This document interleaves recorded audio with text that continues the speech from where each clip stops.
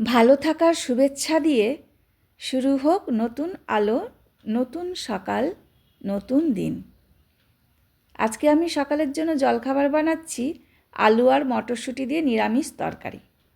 পরিমাণ মতো আমি নুন দিয়েছি এর মধ্যে, আর দিয়ে দিচ্ছি হলুদ গুঁড়ো, লঙ্কা গুঁড়ো, জিরে গুঁড়ো, আমার রোজকার মশলা, আর একটু আদা কুচি দিচ্ছি, আর একটা টমেটো কুচি দিয়েছি। দিয়ে এটা কষিয়ে নিয়ে জল ঢেলে ঢেকে রেখে দিচ্ছি। সেদ্ধ হতে হতে আমি একটু ময়দা নিয়েছি, ময়দাটা মেখে নিই।